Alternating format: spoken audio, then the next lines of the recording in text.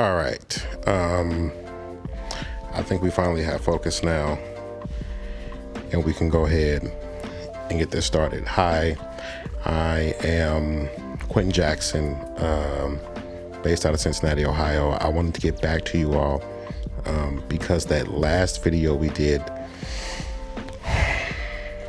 that I did was something, okay?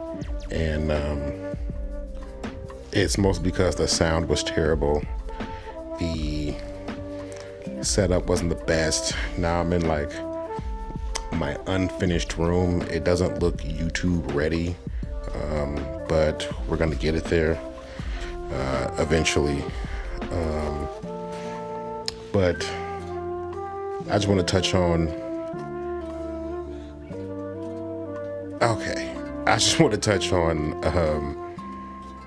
what this YouTube channel is going to mean to me, because I see a lot of creators backing away from YouTube right now. And so I just want to talk like real quick on why I think it's taken me this long to really dive into the idea of a YouTube channel, and what I expect from it, and what I hope for this to be, I guess. So I do not want my YouTube to be like this massive, like over-encompassing thing. Like I just don't, I can't see myself with 1 million subscribers, and you got to see it to believe it, or you got to believe it to get it. I don't know. You know, you just got to have confidence that you're going to get there. And I do not see myself at 1 million or so followers or subscribers and stuff like that. Just because mostly the amount of work that I know it would take to sustain a community like that, and keep them entertained, and keep them coming back, and keep all the other tentacles that are now connected to me as a brand satisfied, and keeping their money flowing, and keeping my reputation pristine. You know, I'm not the most politically correct individual. You know, it can just be very difficult at that level to maintain a beast like that. And that amount of work that I foresee being a challenge for me, I do not want to dive into that just yet, or probably at all, honestly. And that's telling you what I don't want this YouTube to be. So what I really wanted to go for is two things. I want two things to happen with this channel, right? And the first thing is kind of easy to explain, kind of easy to walk through. But I feel like in my world, I'm like this weird mix of I don't know if you call it weird, but I do like corporate video here and there, and then I may bust out and do a music video as a director, shooter, editor, the whole thing, the Predator route. And then I may turn around and be a gaffer for something corporate, right? And then I'm also a teamster, so I may be a driver on a $100 million feature film, and then I'll turn and be like a camera utility or a second AC on a commercial, and then I'll be a second AC or like the only AC available for a reality television show, right? So I'm just kind of like all over the place in general. And so what I want this YouTube to kind of help do is to narrow down what my skills are and what I specialize in, which I want it to be cinematography. But I do know that in the area that I'm in, a lot of people aren't necessarily looking to hire cinematographers from here. And honestly, I don't think I have the work or the time put in as a cinematographer to really say that I can do this job for you as your cinematographer. You know what I'm saying? But what I can do is be your second AC. What I can do is be your utility. What I can do is be your grip. And so what I want to do with this YouTube is to amass videos of me more or less talking about those different topics. So you'll see a video about map boxes, which is what I attempted to do yesterday. You'll see a video about microphone and audio and its importance. You'll see a video about lenses. You'll see a video about tripods, scrim, C-stands, different grip equipment, camera rigs, I don't know, monitors. You'll see a plethora of videos on here. And the reason I want those there is because what I learned is that the camera department isn't necessarily looking for you, at least in this area. A lot of the jobs I get are from producers. There are producers who are looking for someone to work in a camera department when they themselves do not know much about cameras. And it's a little funny to think about, but it's also understandable. So I had one producer call me for a job where she was explaining to me a PA's position that had a little camera in it. But when I got there, it was actually a second AC position, right? So she found me online. I don't know how she found me. It was probably one of those Backstage or Film Hub or, one of those websites like that. I'm on several of them. She probably found me that way, contacted me, kind of got a sense that I was confident in what I was talking about. And then she moved me up to talk to the AC. Once I talked with the first AC who was being bumped to camera operator, I then realized that, I'm going to be doing like a first AC position, right? And he was like, yeah. So I was like, wow, that's not what my first phone call was about, but I'm totally down. With that in mind, it's producers going out and looking for people in areas they may not have a lot of expertise in. And so when they Google search me, I want all of my pages to pop up, as well as my YouTube. And when you go to my YouTube, what I would like you to see is a whole host of videos of me essentially knowing what I'm talking about when it comes to camera equipment, when it comes to grip equipment and lighting equipment, and when it comes to cinematography, the processes of cinematography, the creative aspect of it all. And I want you to be able to see that from the jump when you search me, when you go to my YouTube. And that's reason one why I want to work on this YouTube. Hello? Okay, thank you. The second thing that I want this YouTube for, and it's a little funny, but I mean, this is why I want it, as I want free stuff. Let's just be honest here, okay? I want free things, okay? There are a lot of free things that these companies are giving away, and I want them. I want them all, right? So, like earlier today, I was just watching the video that just got posted. I don't know, maybe a month ago or something like that. I don't know how long ago it was, but the guy maybe had like 10 to 20,000 subscribers, which I can probably get robots to give me that many subscribers, right? And he had 10 to 20,000 subscribers, barely gets any views, and he's on this page talking about how Nisi just sent him a full freaking set of their new Athena micro primes, full frame micro primes. Just sent him a set and said, hey kid, make us a video. Do you know how badly I want those scenarios? How badly I want those Blazar anamorphics to be sent to me for free? How badly I would love for a cinema camera to be sent to me for free, right?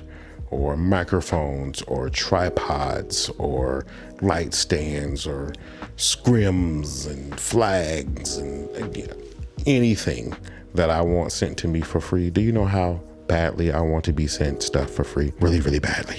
So the second part of this video, or the second part of this YouTube, is to get free stuff. Now, obviously, I'm not just gonna take everything for free and just tell people to buy it because I got it for free. Like, no, I will take free things and I will only talk about the things that I like and the things that I think I'm going to be using for a while. Thank you. If I don't think I'm going to be using them that much, if it's bad quality, if it's a terrible product, obviously I won't keep it, I won't use it, and I won't tell anyone about it. So I want everyone to know that. So when I'm out here getting this free stuff, don't just think I'm just taking free junk from everyone. But I want free stuff. I want a lot of free stuff. But yeah, essentially that's it. Just wanted to throw this up here, kind of clear the air on what this channel is going to be in the future. So, and then secondly, like a third thing you'll probably see on here, like aside from just a plethora of these are the things that I know how to use videos, how to use this, how to use that, how to use this. Aside from all of those, I'm putting it up for my personal gain. I'm not putting it up to help anyone, but I would love it if people, you know, watched my videos and learned something. Like how to get freaking autofocus to work properly. The third thing that you may see on this channel, you may see like a little vloggy-esque material.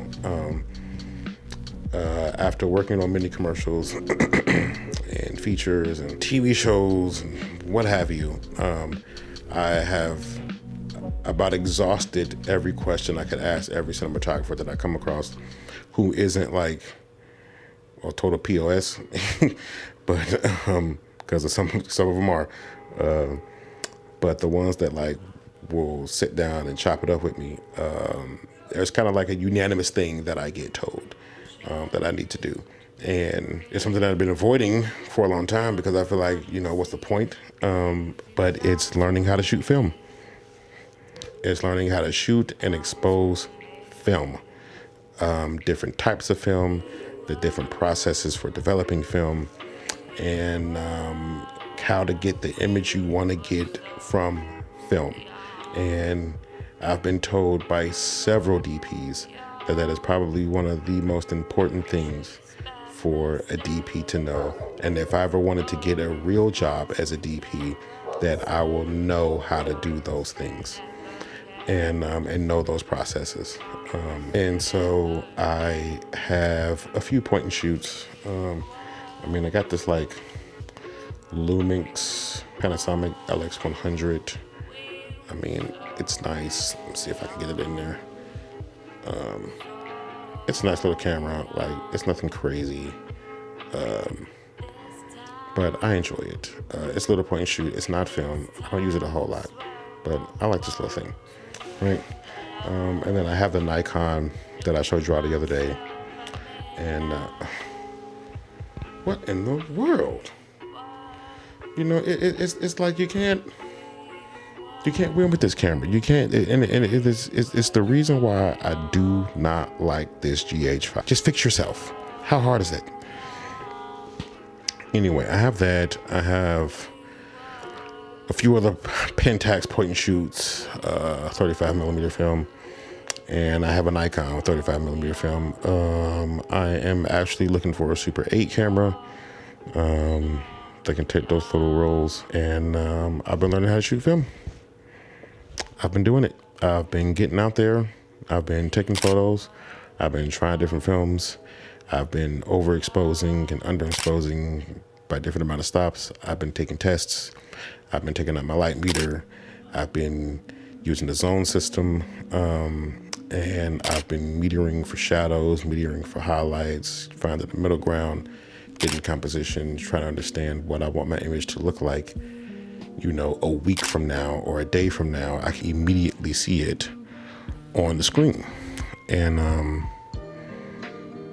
it's actually been a whole lot of fun. And like, I know it's a very expensive hobby, and it's not something I should take lightly, because like my first 3 rolls that I completely thrashed were like $15 a roll. So it was at $45. And then the local little camera store that I took him to here charged me $22 per roll to develop them, and that was $66. So that 45 plus that 66, whatever that is, I'm thinking like $107, $110, something like that, for me to just like play around with my camera one day. Cost me $100. Like, I was genuinely playing around, and so it's not cheap, and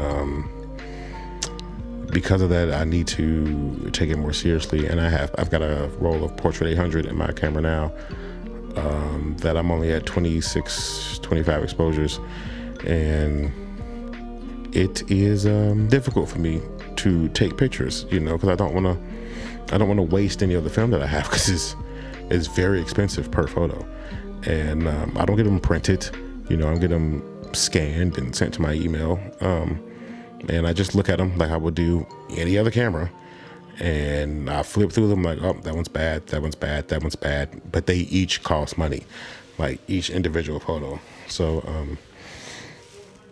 but yeah, so you may see these things, these little photo walks. I just recently started a group of people. We together started a group. I didn't like go around to each person and start a group. We kind of came up with the idea together to do like these little photo walk groups around Cincinnati and different places in Ohio, maybe Pennsylvania, Michigan, Indiana, Kentucky, West Virginia, you know, just, you know, things that are close by, and just go around, get some film, pull our cameras out, take some cool photos, vlog it a little bit, post them online. So you may see some of those as well, as I begin to practice more with film and understand, you know, the medium more. But yeah, that's generally it. That's just about it. I just wanted to get that out there. I know it's another long video. I do apologize. These videos are very, very, very, very long, but I really want the people who sit down and watch my content to really understand who I am and what I'm putting this content up there for. I cannot say that I'll be doing, and I'm a rambler with like ADHD, but anyway, I cannot say that I'm going to be doing consistent videos. Like, so you probably don't expect to see a video every 2 days from me. You know, you'll probably see a video twice a month, you know, maybe. But especially since I haven't quite figured out how I'm going to do this. Like, this essentially is a test, really, because doing it with this camera, oh, it's kind of heavy. Okay, doing it with this camera, all right, and all its crap on it, okay. It's a little heavy, not very heavy, but using that camera for simply YouTube videos is a no-go, as you've seen yesterday. That's a no-go, right? Mostly because of the sound situation, which I guess I can easily fix, but it's just way too cumbersome for that. This is my beast for work. It is for the short film I'm going to be shooting here in a couple weeks, which I may take everybody along on that adventure as well. And that's what that's for. I was thinking about using this.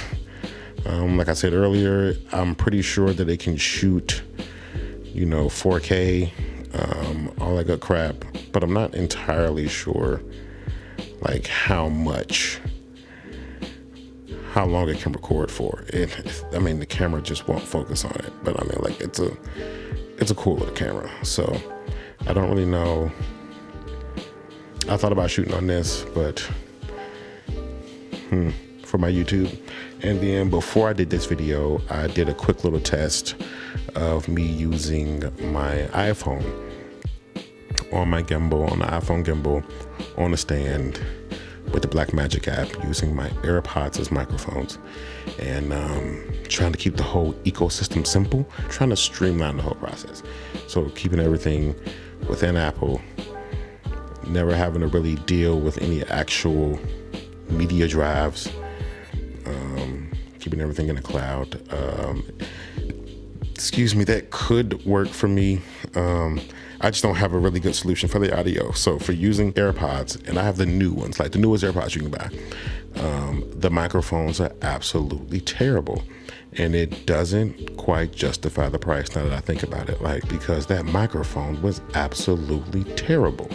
It sounded like in that video I was talking through a phone, and I had my actual good microphone on the other phone receiving the call, recording my audio. Like, that's how bad it was. And I'm like, dang, these some expensive earbuds for the audio to be this bad. Whatever. So the keeping everything in the Apple ecosystem's out. I don't know why they keep marketing how good our camera is. My cameras are so good, like you can shoot movies with them. It's like, stop. I went on another rant. I do apologize. Thanks for listening. Thanks for tuning in. And yeah, let's have some fun with this channel. You know, like, please, like, in the comments, like, post some things that you think you'd like to see. And I'll post a lot of other things that I think I like to do. So yeah, that's it.